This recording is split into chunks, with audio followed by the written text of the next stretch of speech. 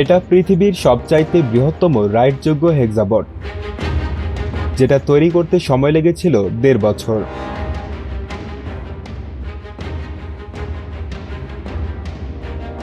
যদিও এটাকে সম্পূর্ণ কম্পিউটারের ভাবেই তৈরি করা হয়েছিল, কিন্তু তারপরেও প্রতিটা ধাপেই উপস্থিত হয়েছিল বিভিন্ন ধরনের চ্যালেঞ্জ।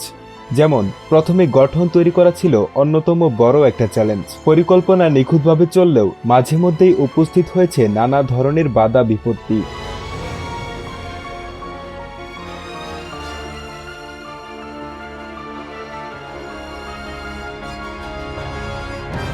এটা এমন একটা মেশিন যেটা দিয়ে বিভিন্ন ধরনের কাজ করা যায়, হাঁটা চলার কাজ থেকে শুরু করে এক্সিকিউটরের কাজ পর্যন্ত।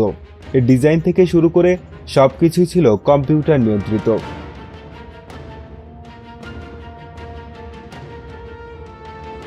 মেশিনটা প্রস্তুতির দিকে প্রায়ই ইঞ্জিন গরম হয়ে যেত, তাই নিয়ে আসা হয়েছিল এই সেন্সর।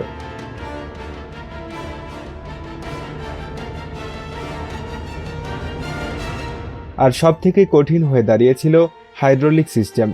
হঠাৎ হঠাৎ বিভিন্ন ত্রুটি দেখা যাচ্ছিল, যেটার সমাধান বের করতে লেগেছিল আরও কয়েক মাস।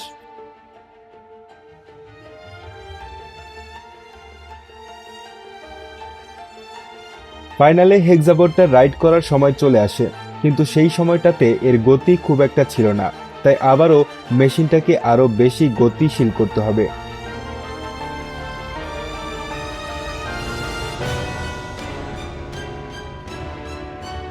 চলে যায় আরও কয়েক মাস।